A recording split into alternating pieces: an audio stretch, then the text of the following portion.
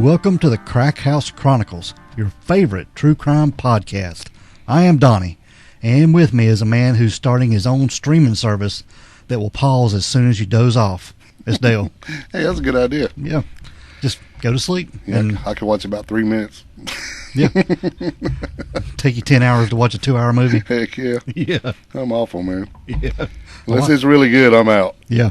Yeah, I can go to sleep in just a minute watching TV. I know. My wife gets mad. It takes her like 10 years to go to sleep, and I can go to sleep in 2 seconds. Yeah, you out, huh? I'm out. Hey, that's it. You sleeping? Yeah, probably. Yeah. But no, I'm just counting the buttons on my shirt. Yeah. That's it. That's the way it goes. Yeah. What's going on, dude? Oh, same old, same old. Just like it is, you know. Just same old, same old. Beautiful day today. Man, it's great in the Carolinas. I'll take the 70s. That's warm for me. Yeah. I don't think we're going to have a winter this year. Oh, I'm good. North Carolina. Keep all that mess. Yeah. I'm ready to start crying about it being hot. And the pollen and the sneezing and the blowing your nose and... Yeah, give me that stuff. Give you the allergies? Yeah. Yeah. Yeah. Yeah. I like this time of year, though, the weather and the warmer weather, but not the hot, sweaty, mosquito, snaky weather. Yeah. Yeah, I don't like it, man. Gets a little humid in the drawers. Yeah, it does get humid down there. Had to bring out the Gold Bond. Gold Bond. You and your Gold Bond. I love my Gold Bond. You get a sponsor on here. Gold Bond, you want to sponsor us? Yeah, Gold Bond, just reach out to us and reach out. you can sponsor us. Powder me. Yeah. Yeah. Yeah, just... Speaking of, anybody wants to sponsor us, reach out. Yeah, we will mention your name. Yeah, you can powder us too if you want. Yeah, do whatever. Do whatever you want to with us. Just sponsor us. Yeah, that's what we need. You got any good shout-outs about anybody you want to mention? And we got a few folks I'd like to mention today. Just reach out and speaking of reaching out. You're going to reach out too. Speaking of reaching out and reaching across and we'll reach all the way across the pond and give a shout-out to one of our favorite patrons. Easy for me to say.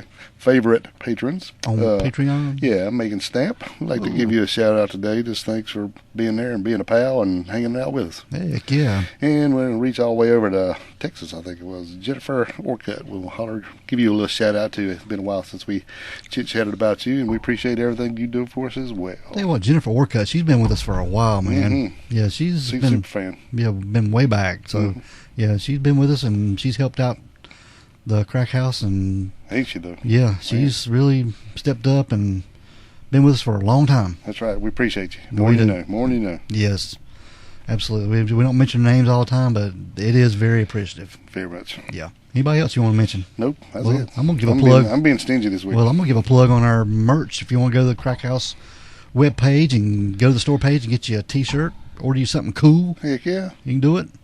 I made a cool little TikTok about it the other day. That was cool. Yeah, maybe you can follow us on our TikTok. If you can find it. Yeah, if you can find it. If you can't find it, just go to our Facebook page. You can find a link there. Or I don't think TikTok likes crack. They may not.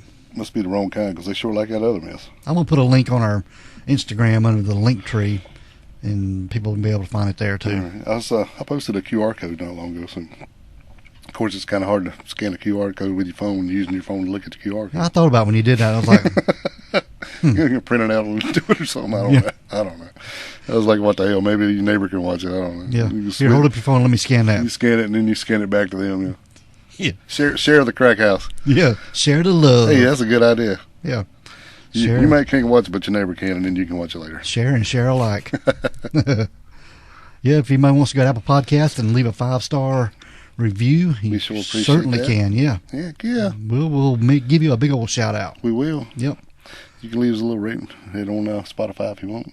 How many stars we got on Spotify? We have 58 ratings and we have a 4.9 average. It's pretty daggum good. It's pretty dang good. Yeah, it's very good. Yeah, you don't show me anything, but it's just stars. That's all you can give on Spotify. It won't let me rate. I think I already have. Yeah. Well, I'm trying. Yeah, 4.9 average with 58 people who have reviewed. You rated your own podcast? Whatever you go. You damn right. Yeah. Heck yeah. I ain't scared. Nah, I ain't scared. I'll rate my own podcast. But other than that, dude, we're going to get started on this episode. Yeah, emails, bitching where it's over 2 minutes. Yeah. But we got a pretty interesting case this week. That's a good way to put it. Yeah, it kind of reminds me of, some cases we did before, like the Below Massacre, the Bowling Alley Massacre, and some of them.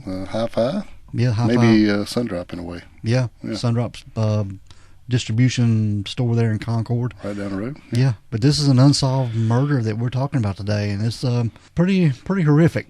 It is. Yeah. And we'll let you know how it goes. It unfolds right before your eyes. But today, or your ears. But today we are talking about the Lane Bryant murders. Ooh. We're just going to give a little bit of background on Lane Bryant. It is a women's apparel clothing store. That's right. Yeah, and it began in 1904. Goes way back. Mm-hmm. And it started with maternity designs. It was created by a woman named Lena Himmelstein Bryant Mousen. I think that's how you pronounce her name. Sure, we'll go with that. Yeah. And it was the largest plus-size retailer in the United States as of 2022. Mm-hmm.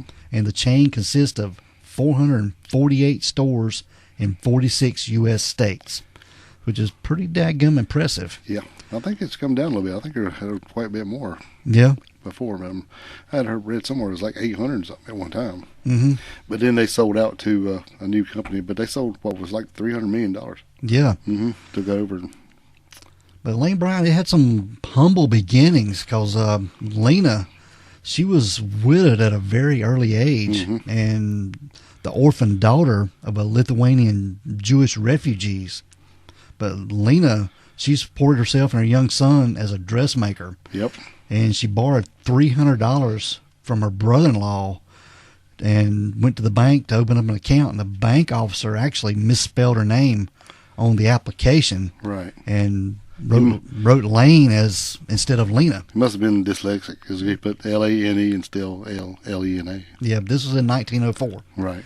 And that's when the name of her business was Lane Bryant. But she rented a small storefront on Fifth Avenue in New York and started selling her garments. Yeah, the thing about that, her living quarters in the back, so she's living in the same building. Yeah. It's pretty neat. Yeah, so she had some humble beginnings and made a go of it, dude. Yeah, her late husband was a jeweler from Russia, I believe. Yeah. Yeah. But he passed away right after the son was born. But she had some humble beginnings. Made herself. She come from nowhere and made it big. Made it big, yeah. Yeah. Kudos. Yep. But we're talking about the Lane Bryant murders today, and it happened in Tinley Park, Illinois. And we're just going to give a little bit of background on Tinley Park, Dale. Tell us a little bit about it. Now, Tinley Park, it's a small village Yeah. in Cook County, Illinois. I thought that was kind of neat that it's not really a city. It's called a village. It's just a village, yeah. That's neat. It's in Cook County, Illinois, and it's like a suburb of Chicago. Mm-hmm. But the 2020 census has Tinley Park at 55,971. That's a pretty good village. Yeah, and it's one of the fastest growing suburbs in southwest of Chicago. Right, right. And in 2009, Business Week named Tinley Park as the best place in America to raise a family. Well, that probably made the numbers go up quick. Yeah. People want to go there. Exactly. Yeah. I don't blame them, especially if you're anywhere near Chicago. You want to get out of there. Yeah, I wouldn't want to be in Chicago. Yeah, it's a little busy. Just if you want to go into town to do something, then just get the heck out of Dodge when the time comes. Yeah, totally agree. Yeah, but our story starts on February the 2nd of 2008. Now, this is on a Saturday, and it was actually the day before the Super Bowl deal. Yeah, that's right. Yeah. Cold. It was a cold day. It's snow on the ground. Yeah. And the Lane Bryant store there in Tinley Park, they were going to have a big sale. Oh, yeah. Clearance sale, $9.99. Yeah, the corporate office had sent out a bunch of flyers, I believe. Yeah, for a big sale. Yeah. But now this morning, the store manager there at the Lane Bryant in Tinley Park, her name was Rhoda McFarland. It had been reported that she wasn't scheduled to work that day. Right. But she showed up to help out a lone employee that was going to be working that morning. Yeah, and there's a lot of stuff in here that we doing research, you kind of a lot of stuff that contradicts stuff and wonder whys and a whole lot of that kind of stuff. Because you brought up a thing that it's always been their corporate deal that has to be two people open up. Mm-hmm. And one has to have to be a manager or an assistant manager and then a regular employee. Yeah. So it's kind of weird that right off the bat that it comes into the story that she was going to go work just to go help her out because she knew it was going to be busy and she was opening up the store by herself. Mm-hmm. So we don't know if it was like somebody had called in sick or something happened or weird, but it is kind of strange that she would be scheduled to open up alone. Yeah. Right off the bat. But the two staff members opened up the store to the public at 10 a.m. Right. And within minutes of opening the door, they had their first few customers. Mm-hmm. Yep. And around the same time that the first customer began browsing through the store, there was a man entered the store through the back. As far as we know. As far as we know.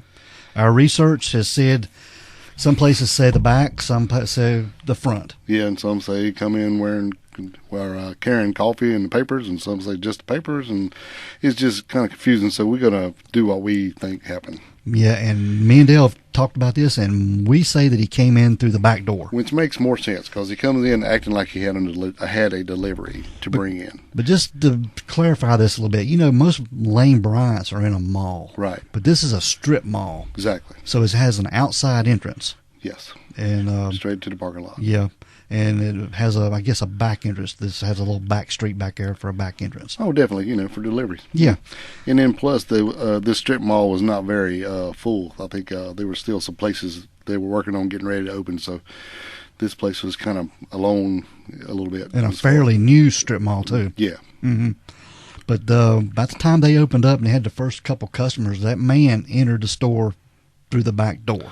Right. So we're going to say he came in, knocked on the back door. They went to go check. He comes in, says he has the delivery. Yeah. And everybody's like, wait, we don't get deliveries on Saturday. What's up? So this is when the store manager, Rhoda McFarland, she gets on the phone to another Lane Bryant store because she thought at first it might have been a mix-up. Right, because, you just don't get deliveries on the weekend. Yeah. I'm sure they have a special day, or at least they would know in advance when they're getting the delivery. Yep. But the man was a black man of average height, described as being a little husky. Mm-hmm. And it was even described as having a handful of cornrows pulled to the back of his head. Right. And one braid, which ended in 4 or 5 small green beads that hung over his right ear. Mm-hmm. Yeah, and said he came in, of course he had some papers, a stack of papers saying that he was the delivery man. And looking legit. And while she was checking into it, he was just walking around checking out the store. Said a lot of times it's kind of odd, he was just looking up like what would appear he's looking for a camera or something, the way they said. But, mm-hmm. Yeah, like you said, she was wondering what was going on. So even though she called, and whether she called another Lane Bryant to see if this was supposed to be their delivery, or calling one to see if they were getting deliveries at all, she was going to check into it for the guy. But it's even reported that the man even spoke to a few customers there in the store. Mm-hmm. Yeah. Just being a friendly guy, it seemed like. Yeah, just checking it out. Yeah, but roughly about 15 minutes passed by before it became apparent that this guy wasn't a delivery guy. No. This man pulled a gun. Right. And began yelling at the women in the store. Yeah, everybody. Yeah, all the women in the store to go to the back of the store. Yes. And they took them into I think it was a break room type room. Yeah, that's what it was said. It was like a small little break area in the back, but it could have been anything, stock room, whatever. But it's definitely in the back of the store. Mm-hmm. Now this gunman, he began demanding the employees get him money from the register, and he also demanded any cash that they carried on them, right, and like in their purses and wallets, and took their jewelry too. It's kind of odd to me that if he's coming in to rob the place the first thing in the morning, anyway, Yeah. He's thinking they're not going to have a whole lot of money in the register. So I guess if he's thinking he's not going to get a lot of money, he's got to get whatever everybody else has on their person. Because they're not going to have any money. They're going to make all their deposits the night before. Yeah, this is weird to me. It's all right off the bat. Yeah, but he's coming in demanding money. Mm-hmm. Well, he's got a gun, so he's going to get it. So you got the 2 workers there, Rhoda McFarland, and there was an assistant manager, or I think she was just a regular. She was just a regular employee. Okay. Yeah. A part-time worker there. Yeah. And there were 2 other women, and he forced these 4 women to the back of the store into the break room. Right. Yeah. And he ordered them to get on the floor. Yep. And at this point, he had them bound each other with duct tape. Yes. That he had apparently brought with him. And the gunman reportedly made some kind of sexual assault toward one of the women. Yeah, I think he groped her. Yeah. Take that for what you want. Yeah. Fortunately, there was no sexual assault. Right. And they didn't make anybody get in dressed or anything. It was just the groping part. Yeah. Yeah, but the gunman would take underwear from a display on the floor, and he put it over the heads of the 4 women. Right. I guess it makeshift blindfold, maybe? Could have been. I guess to prevent him from seeing him or each other. Right. Now, a few minutes would pass, and customers continued to enter the store. Right, so that's weird. So he didn't lock the door either. So. No. Yeah. And 2 other women that had entered the Lane Bryant that morning noticed the robbery in progress. Oh, yeah, I guess so. And the 2 were directed to the back of the store at gunpoint. And one of these 2 women decided to fight back against the gunman, Dale. Yeah, she wasn't playing. And was apparently treated pretty violently. Yeah, it didn't work out well. No, the gunman hit her in the face at least once, likely pistol whipping her with the butt of the gun. It's not sure, but it's what it looked like. Yeah, she was bruised and bloodied up pretty good. Yeah. And once in the back room, these women joined the other 4. Yep. And they were bound with duct tape and clothing, them forced to lie down, face down on the floor. Right. And this is what gets me, too. All this took place over about a 40-minute period, dude. Yeah, it's crazy. At which time the gunman, who had seemed calm and collected at the beginning of all this, he sort of began to lose control. Well, he's getting too many people and too much stuff's going on. Yeah. Now, after the 4 women were there on the floor, all bound and tied up with duct tape, Rhoda McFarland, the manager, she still had her Bluetooth in her ear. Yep. And she was able to secretly call 911. And the call was received by Will County Sheriff's Department and was quickly transferred to the Tinley Park Police, who held jurisdiction over this crime scene. Right. And the police have never released the full content of this call. But, Dale, we have this 911 call right here. Okay. 911 emergency. Lane Bryant. We're at Tinley Park. Hurry. Stay on the line. Stay on the line. Let me get you to Tinley Park. Don't hang up.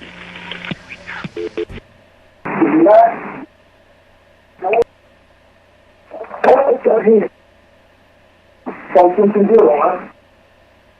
What is that? Get up here. I'm looking at bullshit.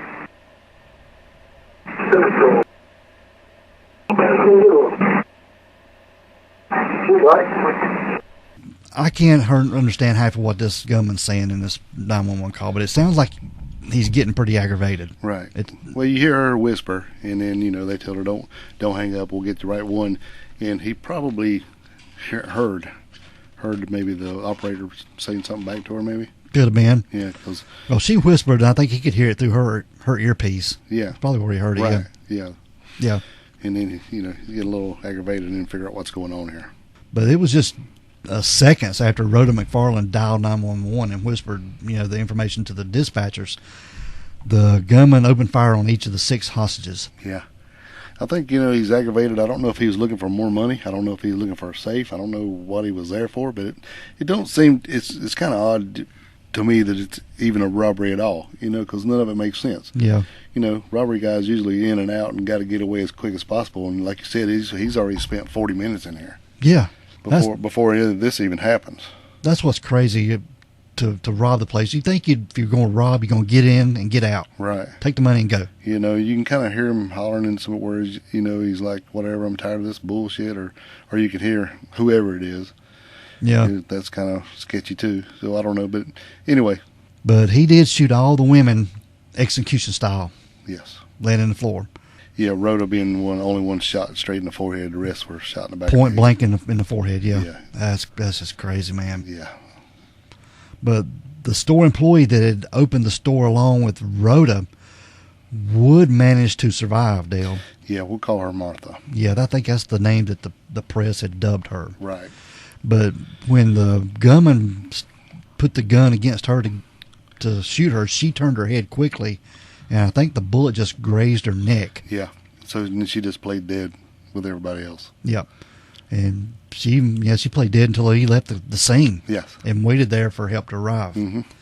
Now, police, they responded pretty quick. Very quick. Yep. And it had been reported that Martha, in quotes, the one that survived, like I said, they've never released her name. Right. She even heard sirens. Yeah, while laying there. While the gunman was still in there. Mm-hmm. But police responded pretty quickly. And by the time that Rhoda McFarland dialed 911, an officer had been just a few hundred feet away in the parking lot of the neighboring super target. Right. And he arrived at the scene just within a minute. Yeah, he didn't hear the gunshots or anything. He said, because of there's an interstate right behind this place. Yeah. So probably with the traffic noise and then whatever he's doing, he didn't hear it. But when he got the call, he's there within 1 minute. Damn, how much better can you get than that? Yeah, exactly.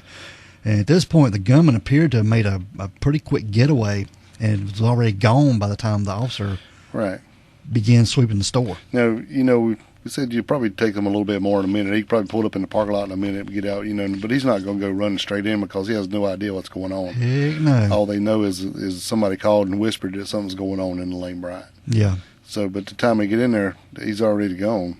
So, our deduction is he went out the back door. That's what I'm saying, too. Because if he came out the front, even if you would see him running or driving away, because that's really quick. Yeah. Yeah. You think about it. By the time she called, he hadn't even shot anybody then. Exactly. He was still hooting and raising hell and all this stuff. And then whenever he shot 6 people. Yeah. And then got away before the police got in there within a minute. Yeah. So, yeah. That's quick. That's very quick. Yeah. But the officer was the one who discovered the 5 bodies in the back room of the Lane Bryant, as well as the survivor, Martha. Right. And he called in the details to dispatch. Yeah, the reason they call her the Martha is because when she survived, they first come out, they said that all victims were killed because they didn't want the killer to know that somebody survived just for her safety. Yeah, and to come back and try to take her out. Right. Yeah. So they had first announced to the media that everyone was killed. Yeah, but they quickly rushed her to the hospital, and she was able to give a lot of information. Yeah. Right. Yeah, that when we get into just so it makes a little bit of sense. Yeah. Now, just within minutes, other officers began arriving alongside ambulances and paramedics who attempted to treat the 6 female shooting victims. Yeah. But unfortunately, like we said, only one would survive. The other 5 were pronounced dead at the scene. Right. So there you go again. Now, he came in and got whatever little money's in the restaurant and whatever little jewelry he had, and he's killed 5 people. It said approximately $200 what he got away with. Right. Yeah. So that's kind of odd to me, too, because we do this a lot, and there's not a whole lot of people who are so-called robbery guys who are looking to kill people. I know. They don't want, usually anybody coming to stick somebody up, they don't want any confrontation, really. They want to pull a gun, give me the money, and I'm running. Mm-hmm. But this guy comes in like he's going to rob, but he has any kind of disguise or anything. He just comes in and acts like he's a truck driver. He has papers saying he has a delivery. Yeah, that's it. Yeah. That's his ruse, yeah. That just blows my mind, dude. Yeah. Yeah. But Tinley Park officers were joined by other officers from neighboring cities and counties, and they began locking down entire Brookside Marketplace. This is where Lane Bryant was housed. And they even went into Target and other popular retail chains and restaurants. And the PetSmart, yeah. Yeah. I even heard one guy say that his wife was in one of these stores when they came in, and police come in with their hands on their holsters, and some actually with their guns out, come in the store and lock the doors, and then go through it everywhere, and then go back out and tell them, do not leave the store, and have the door locked when they left. Yeah. Until they come back and told them it was okay. Mm-hmm. So they went through sweeping, looking hard. Yeah. Yeah.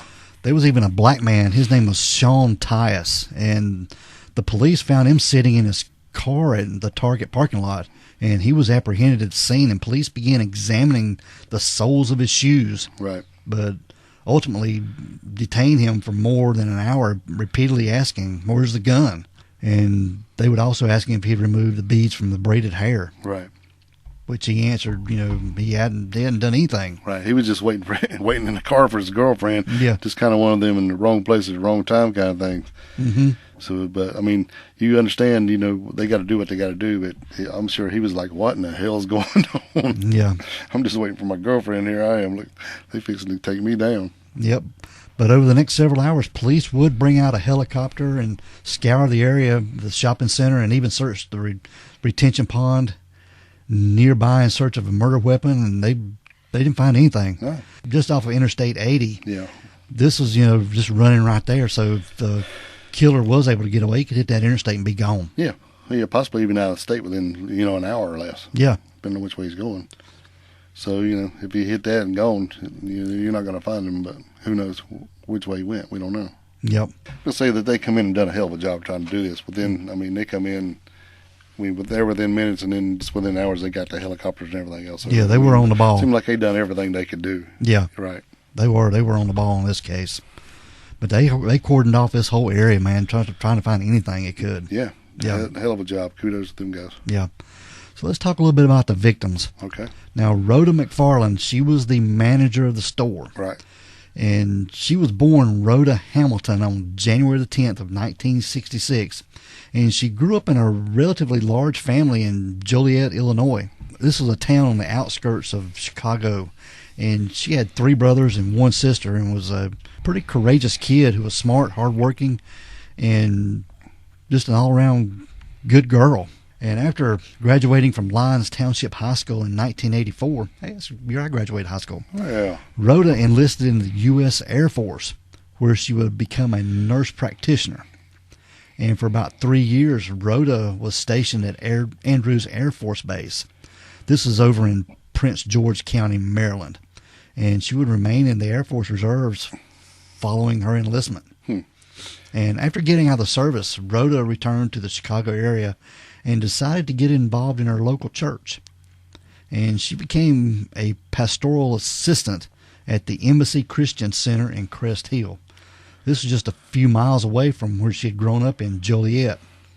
And she would work at the church for several years, kickstarting a lot of youth programs and even doing what she could do to integrate inmates back into society. She's doing a lot, wasn't she? Yeah. And there she even started a project called Princess Unveiled, which was aimed at helping young girls prepare for adulthood. Right. Just counseling and different things like that. Good stuff. Yep.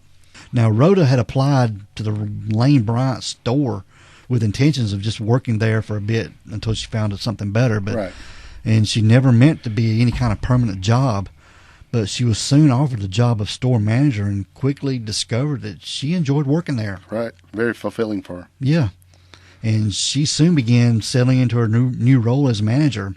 And as the Chicago Tribune would later note, kept up her charitable side business and was using her store to even... She was using her store discount to Yes. purchase clothing for the less fortunate. Yeah, which was very commendable. So this chick is top of the line, man. Yeah. Now, Rhoda had a brother. His name was Maurice Hamilton. He would later recount to the Chicago Tribune as saying, Rhoda was a great person. She'd do anything for you. If you needed $1 and she only had $1, she'd give it to you without asking. Right. Yeah, so She's good people, man. yeah, she's my kind of people. Right. Yeah. But throughout the winter of 2007 and 2008, Rhoda had stayed engaged at work and found herself coming in on days that she wasn't scheduled to work. Right, like this day. Yeah. Man, she wasn't even scheduled. Yeah. It's kind of like the lady in the bowling alley thing, you know. She wasn't even supposed to be there, and Yeah. all this happened. But her coming in, unbeknownst to her, it was a decision that ultimately cost her life, man. Yeah. Mm-hmm. Sorry, I mean to step on you there. No, that's okay, dude. Now, the next victim was a lady by the name of Sarah Zanfransky. She was the youngest of the victims and was just 22 years old at the time of her death, Dale. Mm. And she was the oldest of 3 children, and Sarah had graduated from St. Damian's. It's a private Catholic school in Oak Forest. And while there, she had excelled in numerous academic activities and organizations, such as the Academic Talented Program, Interact Club, Mathlete, Safari, and Spanish Club, and she loved to play board games. She's smart. Yeah, and often spent the weekends with her boyfriend, Brian, who was every bit of a shut-in as Sarah was. Made for each other. Yeah, I love me some shut-ins, man. And Sarah had just recently graduated from Northern Illinois University in May of 2007. Yeah, she already had a job. Yeah, Lined up at CNA Financial in Chicago. yeah, Actually, that's why she was at Lane Bryant. She went to go buy her some new clothes for work. man. Mm. But everyone remembered Sarah as a loving, bubbling, smart, and kind person. And a statement released by her family after her death read, "Our emotions are raw and we are still in shock. There is nothing adequate anyone can say at this time like this. Sarah was loved by all who knew her, and we're counting on that love to sustain us while we mourn." Can you Man, imagine? I can't even imagine, dude. No, you just go into the store, man. Yep. Grab something. And our next victim is Carrie Chiuso. She was from Frankfort, Illinois. She was 33 years old at the time of her death, and she was the first victim to be buried after the shooting, and her memorial was held in Homewood. This is inside the same church that Carrie and her husband Tony had gotten married less than 2 years prior. And the two had just recently started talking about having kids, man. And they were planning to start expanding their family in the coming months. Yeah. But Carrie was remembered as much more than a shooting victim. She was a graduate from both DePaul and Loyola, where she had earned a bachelor's and master's degree, respectively. And she had become a social worker and helped at-risk youth at the same high school that she had graduated from. That's a tough job. Yeah. So on the evening of February the 2nd, she was planning to meet up with some former classmates from these former classmates, they'd been on her forever to let's go have a girls' night out. And they finally had talked her into it. So she was going to go get her new outfit. At Lane Bryant, yeah. Right. Oh, man. Yeah. So it's just so tragic, man. Every one of these girls, it's like it was just weird that they were even there. I know. Think about it. The only one that was scheduled to be there lived. Yeah. All the rest of them was just either there to go grab something quick and get out of there, or just stopping by, or just in there to kill time, or like with Rhoda just coming in to help her out. Wow. Yeah. Just kind of hit me there. That is crazy. I hadn't thought about that. Wow.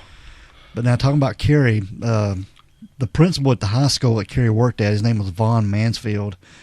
He spoke at her memorial and said, "Where people are ordinary, Carrie put extra in front of ordinary. Right. She quietly was part of all that we do." Wow. Telling you, man. Yeah. The next victim was a lady by the name of Connie Woolfolk. She was 37 years old at the time of the shooting, and she lived in Flossmoor, Illinois. This was about 8 miles east of Tinley Park. And at the time, she'd been working overnight at Target just to make ends meet. Mm-hmm.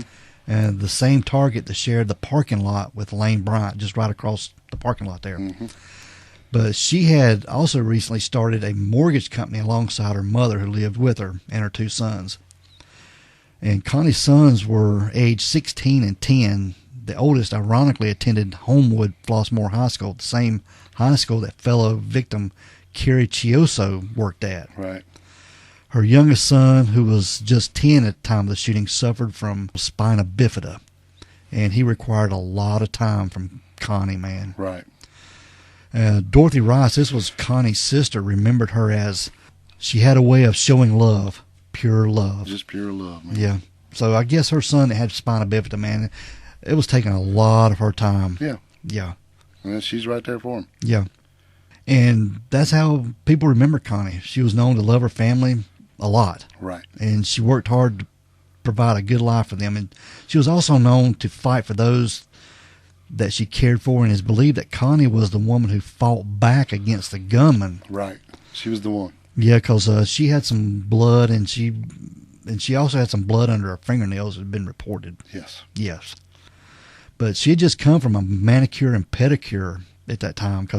Yeah. Crazy. Yep.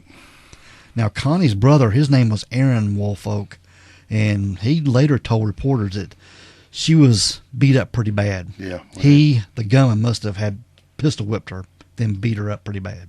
But in addition to the bumps and bruises on her face, officials would remark that they found scratch marks on Connie's body, as well as blood on her fingernails, like we mentioned. And possibly the blood of the gunman, which gave the police a potential DNA sample. The 5th victim was Jennifer Bishop. She was a 34-year-old woman from South Bend, Indiana. And unlike the other victims, Jennifer had several young kids, 3 under the age of 8. But Jenny, as she was known, worked at South Bend's Memorial Hospital as an intensive care nurse. And she worked at the hospital for about 10 years, having worked her way up from the bottom to being a shift supervisor. And Nancy Pemberton, she was the hospital administrator's supervisor, told reporters with the Chicago Tribune. She said, Memorial Hospital is a level 2 trauma center. These nurses take care of gunshot victims, the worst of the worst. But when it's one of your own, it's unbelievable. The intensive care nurses are in a state of shock, total disbelief. Jeannie had beautiful eyes. She was an exceptional person and an exceptional nurse because she was so very caring to everyone. Man. Yeah. On the Saturday in question, Jeannie had traveled to Tinley Park with her husband, Brian, who was attending a work conference in town that day. Yeah, it was like a roofing conference. Yeah. And she was just there. I think somebody had given her Gift card or something. a gift card or something. And she just went into Lane Bryant. She was just in there to pass time and look around. Like I said, another one that was just happened to be there. Yeah.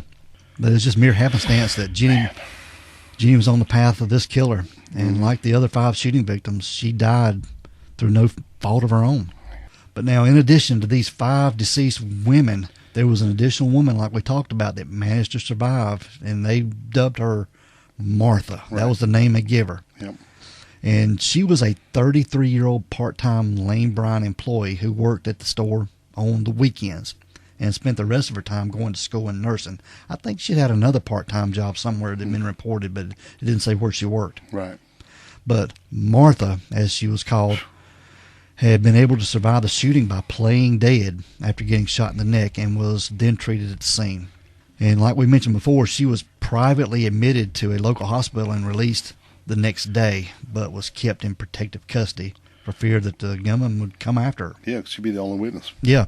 And over the next several weeks, she would speak to the police on numerous occasions and provide them with information that added to this story. Yeah. And she would remain the only eyewitness. And for that reason, much of what she told the police would become the official narrative of what happened that Saturday morning, dude. Wow. Now, despite surviving this ordeal, Dale, Martha, she would write a letter to the loved ones of the other shooting victims, Yeah. which was delivered to the press by the Tinley Park police. You know, basically she survived, but her recovery definitely wasn't easy. No, but this letter read, "On Saturday, February the 2nd, an unspeakable tragedy occurred, and 5 of the bravest women I have ever met were senselessly murdered and taken from their families. The deepest sympathies and condolences go out to their families and friends. Please note that during the unfathomable events of that day, their thoughts were focused on you and coming home. My heart aches that they were unable to do so. I am working with the authorities in any way possible for all the victims. I ask that the media please respect all of our families and allow us to grieve and cope privately with this horrific crime that ripped our worlds apart. I also ask that everyone respect that neither I nor my family can discuss the horrible events that day. I thank everybody who has expressed concern and ask that any person who can assist in the investigation contact the authorities immediately." Wow. But now she did move out of the area. She didn't stay in that area at all. She moved out of state. That's what it's been reported.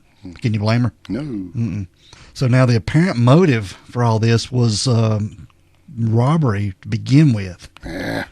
So I don't know, dude. I'm not buying the whole robbery thing. I don't either, man. It's just too much. No, me and you've talked about this over and over. A lot. A lot, yeah. And to me, I think one of the women in there were targeted. Yeah. That something had happened and one of them women were targeted, dude. But really, which one do you think it would be? I don't know. Like we said, the only one that was supposed to be there was the only one that wasn't killed. I know. But now, one of the closest things that investigators could find to a lead on this was a link to the church that store manager Rhoda McFarland had once been involved with. Yeah, there was a lot of sketchy stuff going on there. Now, Rhoda had left this church for some personal reasons. Yeah, and there was a lot of stuff going on, even with the pastor and some stuff, and a lot of financial problems. Yeah.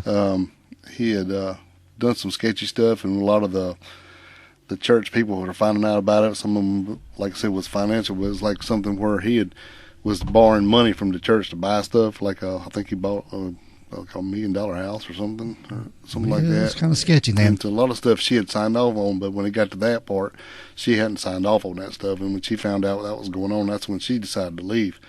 And it said at one time the church, had about 1,000 membership, and it dropped down to close to 75. Yeah. After all this, but even before all that happened, or right after that happened, he decided he would take his family and all and move somewhere else to go to Texas to start up another church and leave her to run that one, but she decided just to leave. Just to get out of it, yeah. But a lot of people said that ain't why he left. There's some other stuff going on.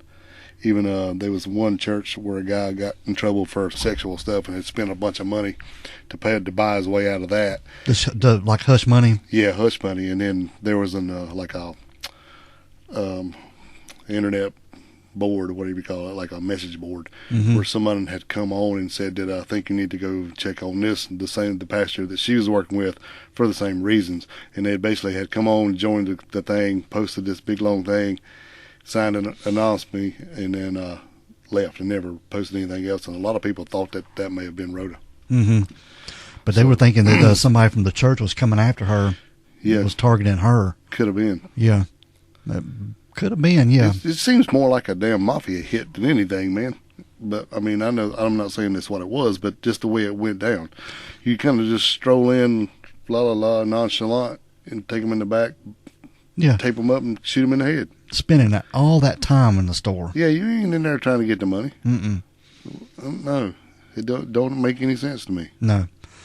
Unless he was in there and maybe not sure which one he was targeting. Yeah, but hell, I mean, you ain't going to stay in there all day and what people just keep coming in. Yeah.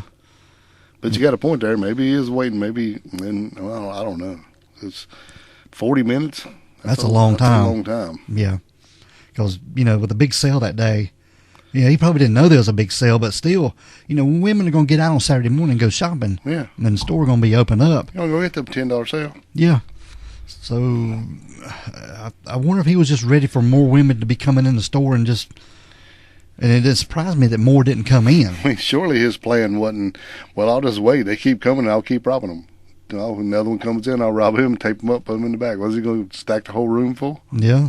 I don't know what his plan here just doesn't make sense, even if he had one. I mean, in hell, he had to be thinking ahead because he walks up with papers in his hand acting like he's a truck driver, like he's got an invoice or something. Yeah. You go, yeah, I got a delivery, and walk around the store like he's just low level nothing, and then whoops a gun out. None of this makes sense. No. And there's one theory that's out there that me and you leaning toward that the gunman could have been a woman. Yeah, when you listen to I've listened to several different 911 calls, and we'll post as many as we can find. But where you can hear them hollering or hear them hollering, the person, the gunman, it's kind of more of a higher pitch than you would think would be. It's not a deeper voice, right? Yeah. And like you said, nobody knows because there's only one person going to tell you. Yeah, and the gunman groping a woman, maybe they done that just to make them think that it was a man. Right. And it said it had like a skull cap and then a big winter coat that came down long, in black jeans. But, if you got a coat on, you can appear to be bigger than you are. Yeah. And they're saying anywhere between 5'9" and 6'2". That's a big difference. Yeah. Around 200 pounds. And if you got a coat on, you can be a lot slimmer and look a lot bigger. Yeah. Say anywhere from 5'9" to 6'2", but it could have been less than 5'9". Right. Oh, yeah. It could have been, they're saying it was 2 or 3 inches either way they could be. Yeah. So, I don't know. Yeah, but it's even possible. It's possible. There's one theory that the gunman was a drug addict who needed money for a quick fix, and but I'm not buying that. I don't either. If it was a quick fix, he'd go in there shaking with a gun in his hand and stick it in your face, take the money in the register, and run out the door. Yeah. He's not coming in there to camp out for 40 minutes. No. 40 minutes, dude. Yeah, in there in the back. And like I said, most of the time if you're coming in to rob anybody, you're not looking to kill nobody, especially 5 damn people. But now it became apparent to the police early on there was a large quantity of evidence at their disposal, but they were unsure just how to prove it to be effective, dude. Right. Yeah, and they had that paperwork, and it'd been reported that he left a cap there, but I hadn't seen anything about a baseball type cap there. No. Anywhere else. I've just seen it one place. Yeah, I heard that too. Yeah. Then I heard it one other thing said that actually he was carrying a cup of coffee when he came in with the papers. We keep saying he, but we don't know, but you know what you mean. But I don't believe that either. And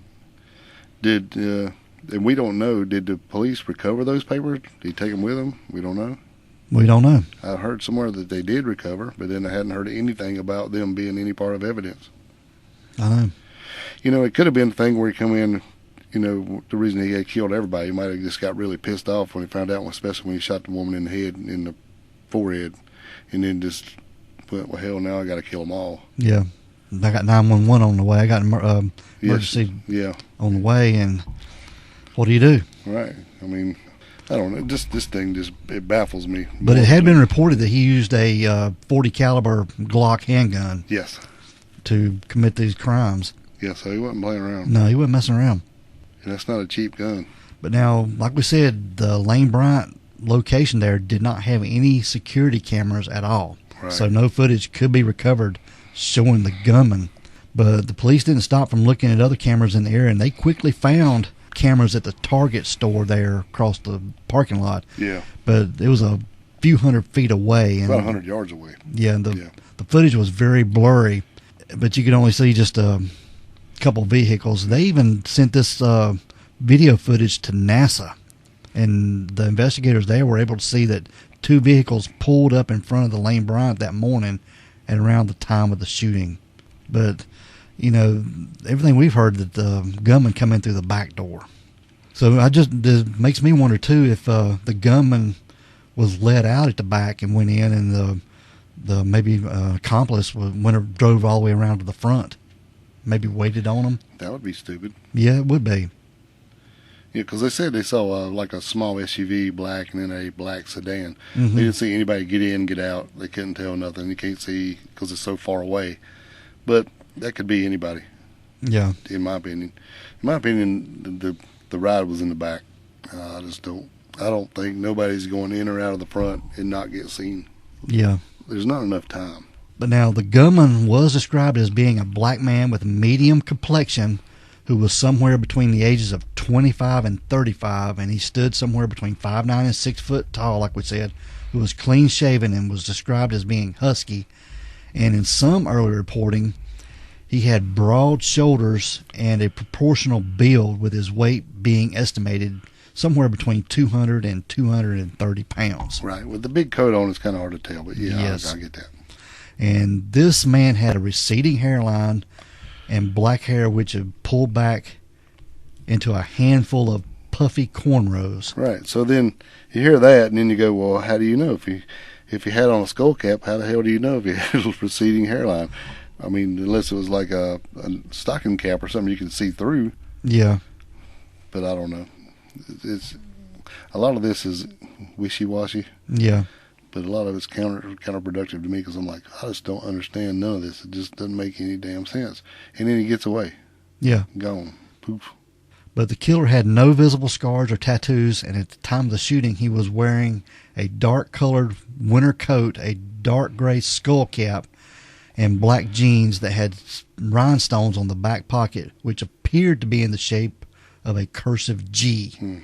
And there was a police sketch that was put together in the weeks after the shooting with the cooperation of the surviving eyewitness, and was finally released to the public on February the 11th. This was 9 days after the shooting. And within a single day, this had led to more than a dozen tips being received by law enforcement. Mm-hmm. And we'll post a picture of the sketch. Right. You know, and then later they did find there was a home invasion somewhere of the guy who looked just like this dude. Yeah. Except for he didn't have his hair braided, and he also had a Glock 40. So they thought they had their guy, and they took him in and arrested a couple other guys with this home invasion. And then come to find out, they found out that he didn't buy the gun until after this. Yeah. So like, well, he couldn't commit a murder without a gun he ain't bought yet. This is true. So they had to let him go on this, but they still got him on the home invasion, but so they didn't think it was the same guy. There's also the slight possibility that they might have been a jilted Lane Bryant customer, but there's no evidence to support this killer being a woman other than online gossip, and they don't have anything else to go on that. Right. Well, I would think it'd be more of a, not a customer, but more of a mad at one of the women in there for doing something else. Could have been. If that was the case. Yeah. I mean, you're not going to go, well, I bought this and they shit me, so I'm going to go in there and kill everybody in the store. But yeah, they hadn't released a lot of stuff on this, and if this Martha person, I just wonder if she told authorities that the shooter could possibly have known one of the women. Well, they said that they ran, they did go and check everybody's background, and seemed that nobody had any connection with this Talked to all the person. families and stuff. Yeah. Yeah. Now, that don't mean that everybody knows, but they did look into it, yes. Yeah. And they couldn't find any connection. Like I said, they really haven't let a lot of details out about, shoe prints and DNA and hair and fibers or any of that stuff. Apparently, they got some kind of shoe print if they were checking this guy's shoes in the parking lot. Yeah. So I'm guessing there's probably bloody shoe prints in there. You think if he shot 6 people, there's some blood everywhere. And police unveiled a new 3D image of the gunman, which added more life to the killer's description than the prior sketch. And this has been created in cooperation with the Michigan State Police and led to dozens of new tips and leads. But unfortunately, it doesn't seem like any of these tips have. No, that was on went anywhere. the 10-year anniversary. Yeah, that was And that was like the 15th. Yeah, it was just past the 15th anniversary. And still nothing. Nothing, man. But Lane Bryant did do pretty good by all this. They donated a bunch of stuff and a lot of money and stuff in these people's name, and then offered to pay for all the funerals. But there is a toll-free number that people can call, Dale. Okay. And it has the full 911 call on there, and you can also leave a tip at this number. Well, it's got an edited version of that one. Yeah, but this number is 866-853-6222. Say it again. 866-853-6222. Thank you. And this number has the tip line also. If you have a tip, you can leave a tip, and you can also listen to the 911 call. All right. Yep. If anybody has any information, please contact law enforcement. Yep. By that number. Yeah. Crazy. Yeah. But these are some brave women. Yeah, very much so. Yeah. Just wrong place, wrong time. I hate it for them. Yep. Sad. But just makes me wonder if the Martha, I'm sure she looks over her shoulder every day. Oh, yeah. You see some braids and green dots flipping out. Yep. All right, dude. We are going to get out of here, bud. All right, let's roll. We want everyone to be safe. Please be careful and always be aware of your surroundings. Because the next episode could be about you. This is the Crack Crack House House Chronicles. Chronicles.